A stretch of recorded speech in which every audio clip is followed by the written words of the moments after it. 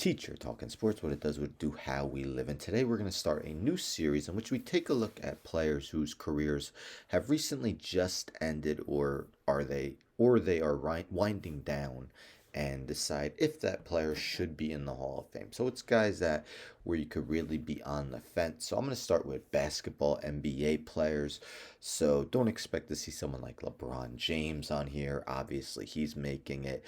Don't We're not going to take a look at someone like John Morant, whose career really has just started. Again, career just ended or is winding down. They're not yet eligible for the Hall of Fame. So the first one we are going to do is Rajon Rondo. Rondo was the 21st overall pick by the Phoenix Suns in 2006, but was traded on draft day to the Boston Celtics. He played 8 full seasons for them and was traded in the 2014-15 season to the Dallas Mavericks. Definitely wasn't a great tenure for him with Dallas. The following season, he started bouncing around the league after this. 2015-16 with the Kings. In 2016-17, played for the Chicago Bulls. Then in 2017-18, the New Orleans Pelicans. 2018-19, joined the Lakers, played for them for 2 seasons, played another 18 games for them in the 2021-22 season. Played the 2020-21 season, 27 games with the Hawks. That same season, played 18 games for the Clippers. His final 21 games, which came last season, were with the Cleveland Cavaliers. So again, bounced around the league after his somewhat lengthy tenure with the Boston Celtics. Let's take a look at his basketball reference page. So as we can see, 16-year career, 957 career games, 9.8 points, 4.5 rebounds, 7.9 assists. So yes, he didn't even average double digit scoring, but he wouldn't be the first guy to make the Hall of Fame without averaging double figures in scoring. Some recent guys I could think of, I believe all these guys averaged single digits in scoring for their career, include Dikembe Mutombo, Dennis Rodman, and Ben Wallace. So again, it wouldn't be a precedent to let someone in who hasn't averaged double digits in scoring. What Rondo does have that voters might like to see is some bolded ink on his basketball reference page. As you can see, he led the league in assists 3 times, twice with the Celtics in 2011-12, 2012-13, and with the Kings in 2015-16.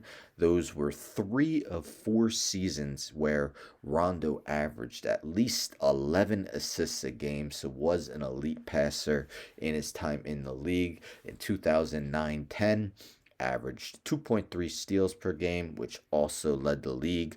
Had one other season averaging 2 steals per game. Again, was not an elite scorer, wasn't a great shooter, evidenced by his 32.4% three-point percentage for his career and 61.1% from the free throw line, but he at least did average double figures in 7 straight seasons with Boston from 2007-08 to 2013-14. His career high twice, averaged 13.7 points per game. Did have some couple seasons, 2008-09, 2009-10, in which he shot over 50% from the field. Again, a pretty good rebounder for his position, 4.5 rebounds per game. Averaged a career high 6 per game in 2015-16. Was a triple-double threat often, had 32 for his career. Had 2 seasons, 2011-12 had 6, 2012-13 5, which he led the league. This was before the triple-double explosions of like the Russell Westbrooks, Luka Doncic's, and Nikola Jokic's. You may have heard of playoff Rondo, and definitely seemed to exist. So Rondo is a 2-time champion, won a title with the Boston Celtics in his second season, 2007-08, and won one later in his career, the bubble championship with the Lakers in 2019-20. In the 2009-10 season, they did make the finals but lost in Game 7. And there was a good chance that if they had won that Game 7, that Rondo would have been named the finals MVP. Unfortunately, they fell short, so Rondo didn't get it. And yes, he played a reserve role in his second championship, but this is via Silver Screen and Roll. SB Nation goes on to mention that Rondo, let me see. Playoff Rondo morphed into, no, where is it? Somewhere on here.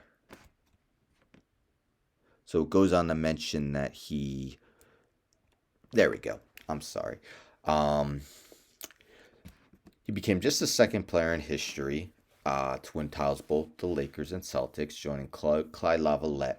But somehow, even more notably, Rondo ended the playoffs with 105 assists off the bench, which is a new NBA record for most by a player off the bench since starts began being tracked during the 1970-71 season per Elias Sports Bureau. Making that stat more impressive, Rondo didn't even play in the first round, so most assists in a postseason, and that was without playing in the first round. You can see his averages did go up in the playoffs. Career averages of 12.5 points, 5.6 rebounds, 8.5 assists, twice leading the playoffs in assists. That New Orleans series was kind of where he had a career renaissance, where he really showed up to play after, it looked like his career was fading a bit. Averaging 12.2 assists in that postseason. So definitely a lot of reasons why you could say he's a Hall of Famer. I will say analytics is not as high on him. So if we scroll down to some of his advanced stats, a career 15.8 per. Average is 15, so barely over 15, barely over average per player efficiency rating, a 50.1 true shooting percentage, not very good. 61.8 win shares. That is fairly low for a guy who you may consider for the Hall of Fame. And as you can see, many of those win shares came on the defensive end, 41.9 compared to just 19.9 on the offensive end. Basketball Reference also has something where they compare players to who they most are relatable to, their similarity. So if we look at career, and this goes by win shares, so take it if you believe in win shares. All the guys that he is most similar to, great players, don't get me wrong. Avery Johnson, Paul Pressey, Kevin Martin, Randy Smith, Jerry Stackhouse, Sleepy Floyd, Jose Calderon, Goran Dragic, Vern Fleming, Kirk Heinrich, all very good players, but none of them in the Hall of Fame, and none of them really is there even a debate where if they should be in the Hall of Fame. So that doesn't look too kindly on Rondo. Rondo made 4 straight All-Star teams from 2010 to 2013, but that's kind of low for a guy trying to make the Hall of Fame.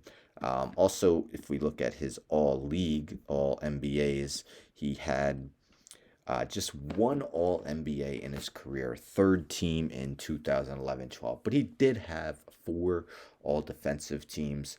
First team in 2009-10, 2010-11. Second team in 2008-09, 2011-12. 2 top 10 MVP finishes, finished 10th and 8th in his career.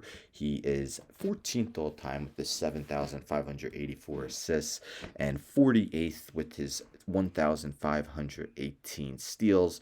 Now, Basketball Reference does have a Hall of Fame probability. We'll get into what that how they total that. So it gives them a 60.6% chance. So this is the explanation of the Hall of Fame probability. So we tried to use as many predictor variables as we could. Player awards, sustained effectiveness is measured by appearances on leaderboards, peak dominance, all have explanatory value, number of championships, strong predictor, as well as along with the player's height. So again, giving them about a 60% chance. Paul Pierce may be a little biased. This is via Basketball Network about a month ago. So Paul Pierce went on to say that in discussion with Kevin Garnett, Pierce stated, if Chauncey Billups and Kyle Lowry get in, then for sure Rajon Rondo will, because I look at him on that level with them, and I think they have a legitimate chance to get in. You got guys like Kyle Lowry and Chauncey Billups get in, then I'll say you got to put Rondo. He's on that level with them. Well, Chauncey Billups has not made the Hall of Fame yet, and Kyle Lowry is still active, so of course he is not eligible. I do think Chauncey Billups will eventually get in, and many people do believe Kyle Lowry will get in. Maybe he could be a guy on this series, although I'm not quite sure his career is quite winding down. I think he has, at least 2, 3 more seasons in him. So, what do you guys think? Is he or is he not? Is Rajon Rondo bound to enter Springfield in the Naismith Basketball Hall of Fame? If you think he is going to get in, do you think he should get in right away, or do you think there should be a wait? Let me know in the comments your thoughts. My final verdict, I'm going to say he does get in, but not on the first ballot. You may have to wait. Someone like Tim Hardaway had to wait a pretty good amount of time before he got in. Maybe Rondo doesn't wait that long, but I don't think he gets in first ballot. Don't forget to subscribe. Tell a friend, and tell a friend, and tell a friend, and subscribe. Like the video, share the video, hit the bell for notifications. I'm out.